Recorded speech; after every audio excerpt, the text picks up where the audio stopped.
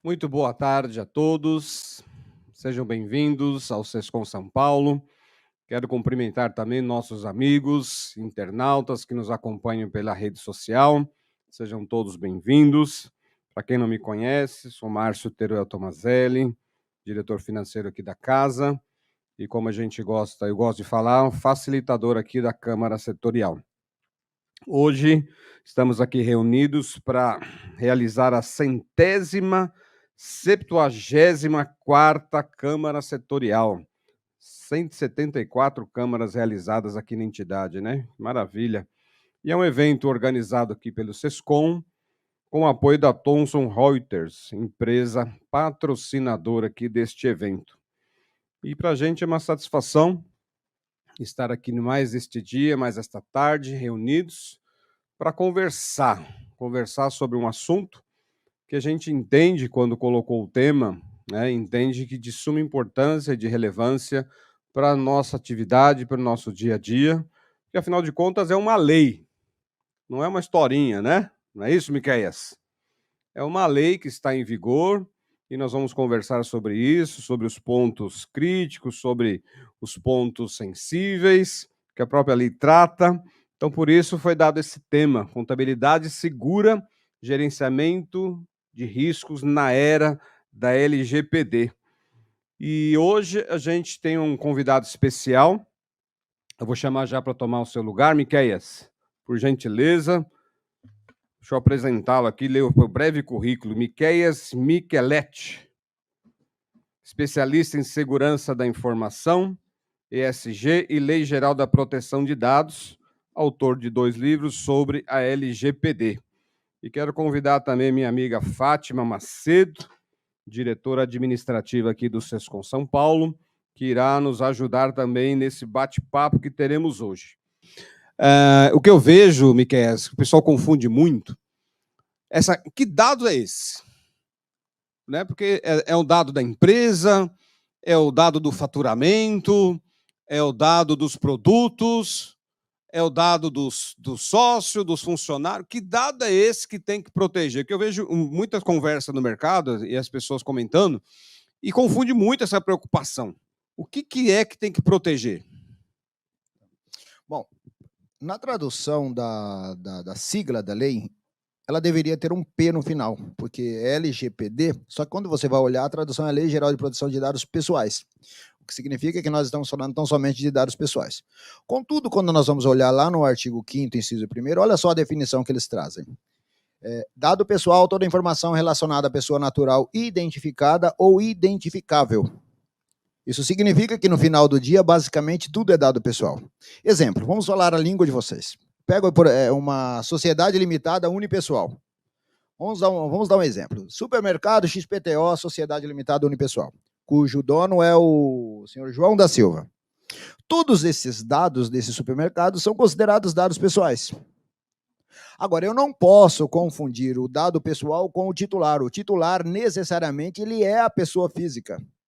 Então, se de um lado os dados desse supermercado são considerados dados pessoais, vez que eu identifico, né, de tabela, o João, do outro, o supermercado não é o titular é o João da Silva.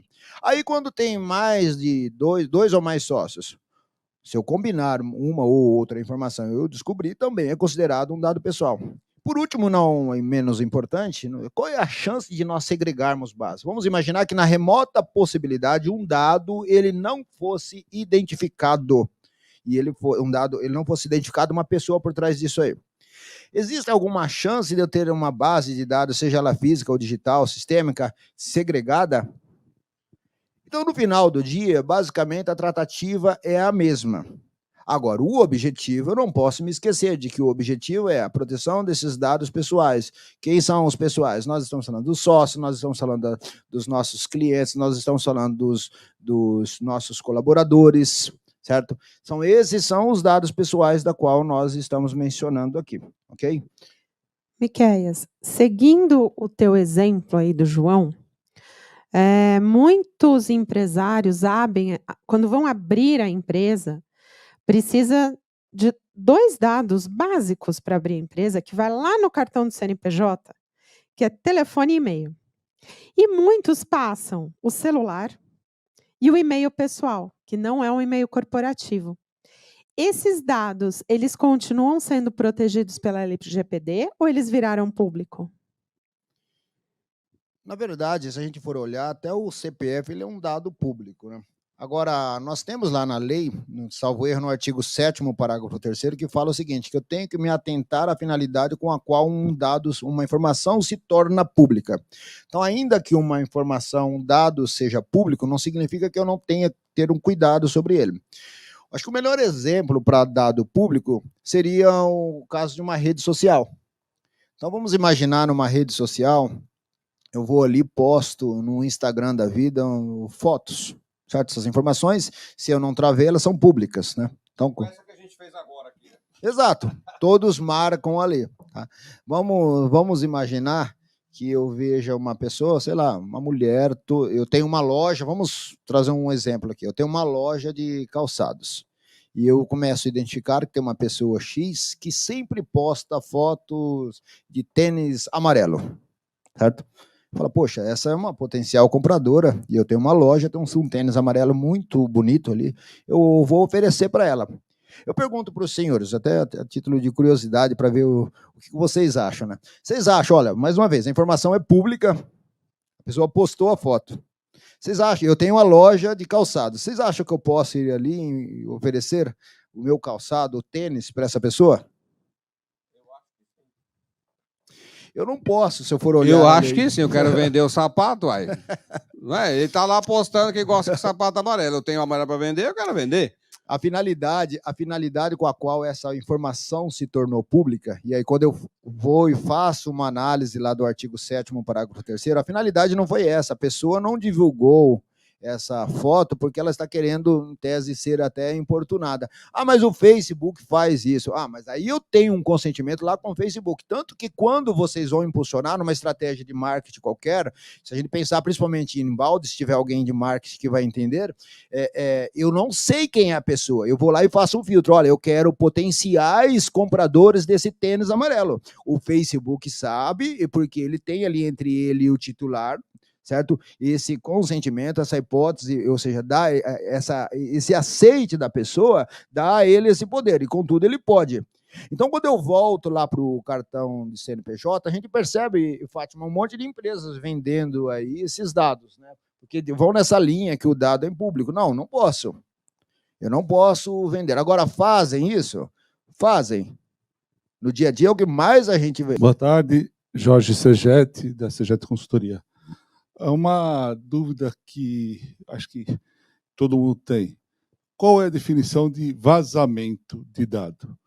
Vamos dizer, o que é vazar o dado? Né? Porque a gente tem essa dúvida.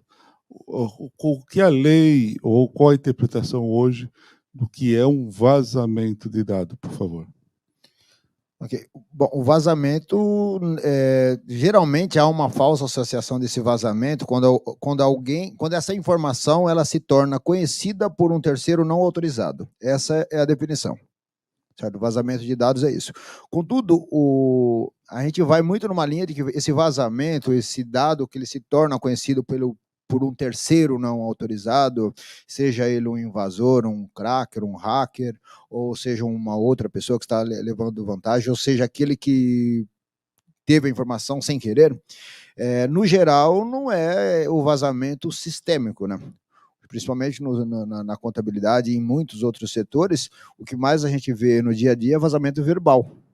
Agora, antes da gente também pensar no vazamento, é importante nós entendermos que nós temos 4 pilares da segurança da informação e a LGPD está um pouco distante de repente, abarcar tão somente o vazamento de dados, né? Então, nós temos a confidencialidade. Na confidencialidade, nós estamos falando desse vazamento, ou seja, na confidencialidade, nós vamos falar do quê? Vamos falar de medidas de segurança que nós vamos adotar para que esses dados não sejam, então, conhecidos por esses terceiros que não são autorizados. Aí nós temos os demais, nós temos a integridade.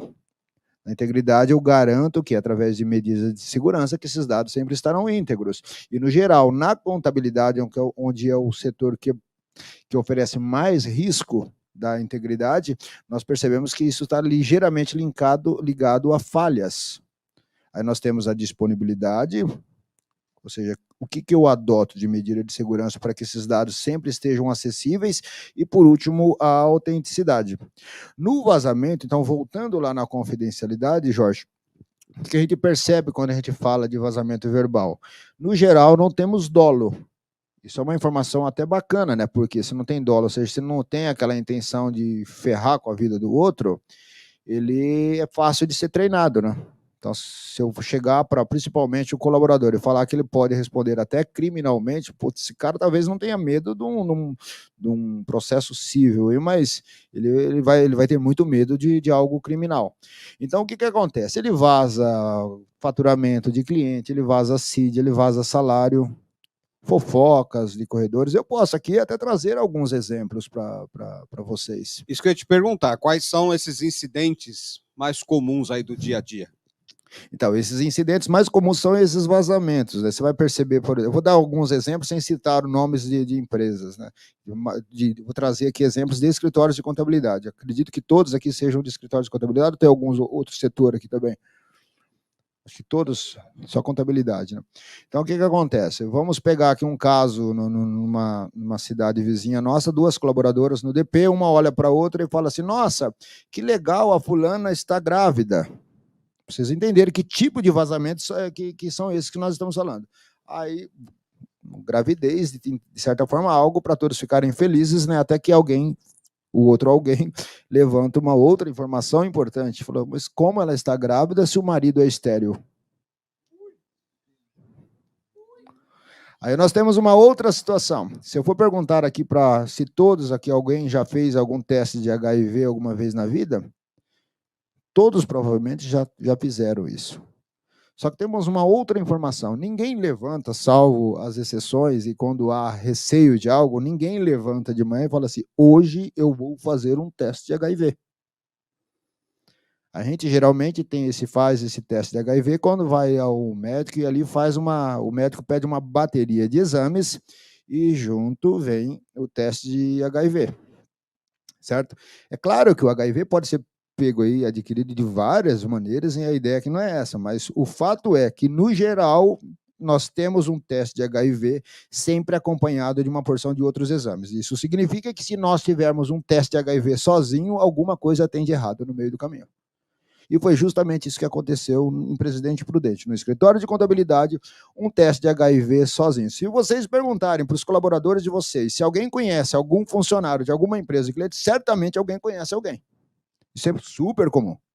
E lá também não foi muito diferente. Então, alguém conhecia agora a ex-mulher do cara e vazou essa informação para ela, que ele tinha um teste de HIV. E, de posse dessa informação, ela começou a investigar a vida dele e descobriu que ele estava saindo com uma garota de programa. Veja, isso não é um problema meu, não é um problema do colaborador se alguém está traindo alguém. Mas é isso que acontece. Se você perguntar se a pessoa tinha maldade, na cabeça dela, ela não tem a maldade. Na cabeça dela, embora ela foi maldosa em contar, né? Mas não tinha maldade. As pessoas revelam isso aí. Outros exemplos. Temos um caso em Campinas que vaza, aí esse realmente vaza num documento, deixa um atestado médico, o senhor vai fazer uma cirurgia da hemorroida e vaza essa informação. E aí apelida um cara do quê? De hemorroida. O outro caso, o cara está num processo de inseminação artificial. Vejamos, inseminação artificial não tem relação com impotência sexual, mas ainda, lamentavelmente, na cabeça de muitos, isso é fruto de uma impotência. E aí o que acontece? Viram lá o atestado da pessoa e chamaram o cara de broxa. Então, são esses tipos de incidentes que a gente vê no dia a dia. Como se proteger na era digital, onde as reuniões de entrega da contabilidade, na grande maioria, são online? O problema aí está com os colaboradores, né? Esses problemas não estão ligados às entregas efetivamente. Eu tenho que fazer uma entrega na Receita. O problema está, de repente, na validação. Vou fazer uma entrega X, eu tenho que validar com o fulano, com o Bertrano. Quantas pessoas tomaram conhecimento disso aí? Então, de repente, olha, vamos pensar no fechamento, está faltando ali falta 300 mil reais. Como é que eu vou fechar isso? Aí alguém vai, vamos fazer um empréstimo aqui, né? E aí começam a vazar as coisas, certo ou errado, começam a vazar. Olha a quantidade de pessoas que estão envolvidas nisso aí. E depois, como é que eu consigo... Porque, olha só, a contabilidade tem um grande problema, né? Qualquer dorzinha, o cara faz o quê? Eu não sei, foi o meu contador que fez isso. Eu nem sabia disso. Né? Eu nem sabia que A culpa é sempre do contador. a culpa sempre é do contador, né? Declaração de imposto de renda chegando agora, né? Qual é o cuidado que vocês vão adotar nessa mesma linha para vocês estarem seguros de que amanhã o ônus não vai ser transferido a vocês? De repente, olha, o cara chega ali, é muito comum, o cara não quer documentar nada. Poxa, se a pessoa não quer documentar nada, será que eu já não tenho que ligar um alerta? A pessoa não quer documentar, façam vocês mesmos. Então, só para a gente validar aqui. Então, é isso, aquilo outro. Certo? Tirem o problema do colo de vocês. Eu conheço, de vez em quando eu cito isso, eu conheço uma contadora amiga minha, ela foi chamada de testemunha para testemunhar numa situação na Polícia Federal, de testemunha ela virou ré. 3 meses depois, ela conseguiu reverter a situação, porque ela tinha provas para isso. Agora, vocês fazem ideia de quanto tempo duraram esses 3 meses? Esses 3 meses na cabeça dessa mulher durou aí uma eternidade. Ela certamente não tinha vida. Então, todo cuidado é pouco. Então, nessas entregas, o problema está na validação da informação que o cliente nos passa e no cuidado que nós devemos ter com os nossos colaboradores e também com os colaboradores do cliente, porque depois eu que vou ter que provar o contrário, certo? Então, na medida do possível, documentemos isso. Agora, nós já temos 2 demissões por justa causa, com base na LGPD. Isso é positivo para as empresas, porque se a gente começar a trazer esses problemas, essas questões à tona, o colaborador vai prestar um pouco mais de atenção. O senhor Luiz traz ali um problema de dev, né? Nós temos um primeiro caso de uma demissão por justa causa numa empresa de desenvolvimento. Então, o que acontece? A política de segurança da informação da empresa era muito clara com relação ao trabalho remoto. Podia trabalhar remotamente, contanto que não precisasse, estou traduzindo para a nossa linguagem aqui, certo? Contanto que não precisassem acessar bases de dados reais. Em outras palavras, o dev ele precisa fazer testes, ele precisa acessar uma base de dados, um banco de dados. Então, ele podia acessar bases fictícias. Esse dev não prestou atenção, acessou uma base real e a empresa o demitiu por justa causa. É claro que às vezes a empresa estava louca para demitir esse cara só levantou a bola, ela cortou, não perdeu a oportunidade. É a famosa oportunidade que você não pode perder, né? Ela demitiu o cara por justa causa e ele ingressou com uma demanda trabalhista. E ele perdeu em primeira e segunda instância. O segundo caso é mais curioso, porque o colaborador foi demitido, foi desligado não por justa causa. Um desligamento normal, por injusta causa. Contudo, foram pagos ali as verbas rescisórias, ele não satisfeito, ingressou com uma demanda trabalhista e juntou ali uma porção de documentos. Nem o advogado dele, nem a defesa, nenhuma das partes não usaram o LGPD, não citaram o LGPD.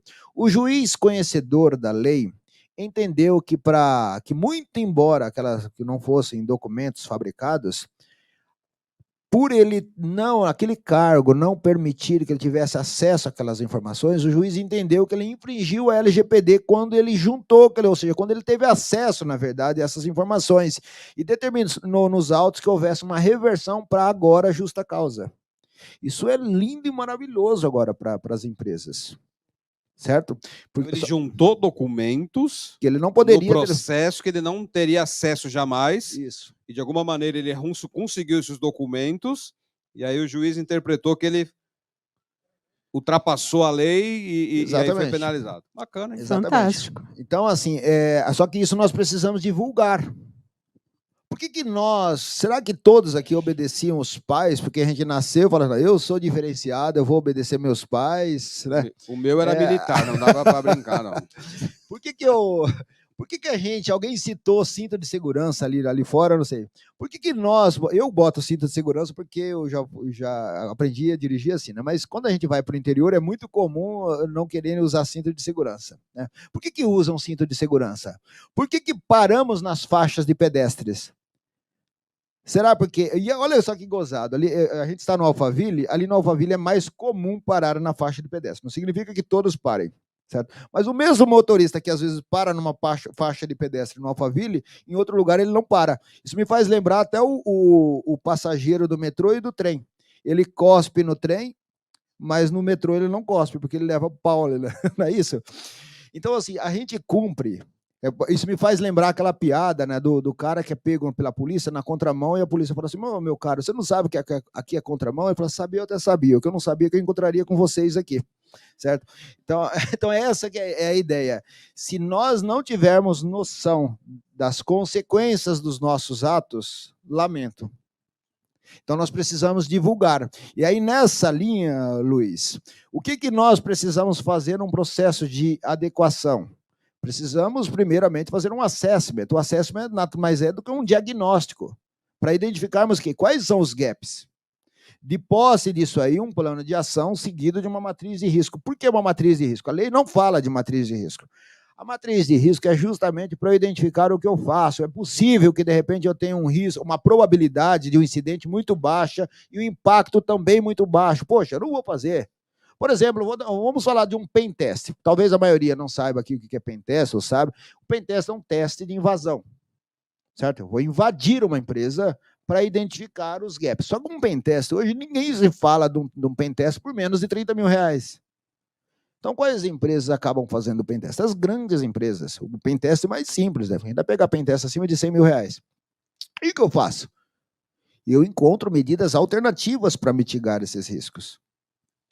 Agora, pensando ainda na probabilidade e no impacto. Vamos pensar numa... Aqui, não sei se aqui tem câmera de segurança, não. Vamos imaginar que aqui fosse uma grande sala de reunião e aqui a gente senta para discutir alguns assuntos. Qual a probabilidade de repente, vazar, um documento físico aqui? Vamos pensar no documento físico. Uma sala de reunião, no máximo, é um rascunho, né? Então, nós temos uma probabilidade muito pequena, muito baixa de um incidente numa sala de reunião. E se isso acontecesse? Qual seria o real impacto? No máximo, eu deixei um rascunho ali, o impacto também é baixo. Então, ou seja, eu tenho probabilidade baixa, impacto baixo, logo eu posso aceitar esse risco. Então, por A mais B, não vou colocar uma câmera de segurança na sala de reunião. Agora, vamos pensar num antivírus. Qual a probabilidade de um problema acontecer em decorrência da ausência de um antivírus numa máquina? Não é muito grande? E o impacto? Também é muito alto. Portanto, eu não posso aceitar esse risco. Então, essa é a ideia da matriz de riscos. Aí, o que mais nós precisamos fazer? Data mapping. O data map está lá no artigo 37. Os 3 principais artigos da LGPD. Nesta ordem, 46, 37 e 38. Essa é a ordem. O 46 fala do quê? Fala das medidas de segurança. Medidas de segurança técnicas e administrativas. Técnicas, nós estamos falando dessas questões sistêmicas. Não basta nós dizermos que estamos em conformidade, nós precisamos comprovar. As administrativas, se a gente for olhar a ISO, ela divide essas administrativas em 2 outras, em físicas e organizacionais. Então, medidas físicas, nós estamos falando do uso de um ar-condicionado numa sala de TI, nós estamos falando de segregação de acesso físico das pessoas. Medidas administrativas, nós estamos falando do quê? Nós estamos falando de contratos com os nossos clientes, contratos com os nossos fornecedores, com parceiros, com os nossos colaboradores. Ainda nas organizacionais, nós estamos falando do quê? De políticas, política de segurança da informação, política de privacidade e proteção de dados, política de terceirização. Ora, eu fiz tudo o que devia ser feito e terceirizei para uma empresa de TI que, olha, está nem aí para a paçoca. Eu não estou em conformidade. Então, qual é a política? Eu tenho que olhar para o meu parceiro, para o meu fornecedor, se ele também faz como deve ser feito, como eu faço. Política de desenvolvimento de novos negócios, novos produtos. Então, eu tenho um escritório de contabilidade, não vendo BPO financeiro. A partir de amanhã eu vou começar a vender. Segurança eu tenho que colocar à frente. Então, qual é a política? Como que eu sigo? Ainda nas medidas organizacionais, treinamento, recorrência desses treinamentos, ou seja, dizendo, inclusive, o óbvio. Aí nós vamos para o 37. No 37, nós estamos falando do data mapping. Lá no data mapping, o que nós temos que fazer? Mapear todos os dados, apontar o departamento, a hipótese prevista na lei, a finalidade e o período de retenção desses dados. E, por último, o 38. O 38 é o relatório de impacto. O relatório de impacto é o documento que vai comprovar tudo o que fizermos ou deixarmos de fazer com a devida alternativa, caso eu aceite, ou seja, qual a medida alternativa caso eu aceite um risco, ou qual a ação que eu adotei para mitigar aquele risco, certo? Então, é esse o procedimento de adequação. Então, notemos que lá atrás eu tinha comentado que existe uma porção de empresas que acha que fez adequação. O que eles acham? Fizeram, de repente, uma política de cookies, colocaram na internet, certo? E um termo de consentimento para as pessoas assinarem. E eu comentei também lá atrás, termo de consentimento é a barca furada. Só a título de curiosidade, nós não podemos usar termo de consentimento para colaboradores, porque a lei fala o quê? Consentimento é a manifestação livre, informada e inequívoca. Aí eu pergunto para os senhores, se eu der um consentimento, um termo de consentimento para um colaborador, ele pode se recusar? Não. Então isso não é livre. De 2018. E aí eu vou entrar numa pergunta. A LGPD ela entrou em vigor, ficou um tempo sem ter penalidade, só para o pessoal se adequar. Ninguém fez nada, né? Por quê? Porque a gente só faz quando mexe no órgão mais sensível do corpo humano, que é o bolso. Quais são as multas da LGPD? Como que está sendo aplicada essas multas? As multas que estão lá previstas, nas sanções de maneira geral, que estão previstas no artigo 52, ainda temos poucas aplicações. O que nós temos mais é responsabilizações civis, né? Porque, veja só, o fato de eu não ser penalizado com base ali no 52 da LGPD não significa que eu vou me safar de uma eventual responsabilização civil, certo? Uma coisa não tem relação com outra.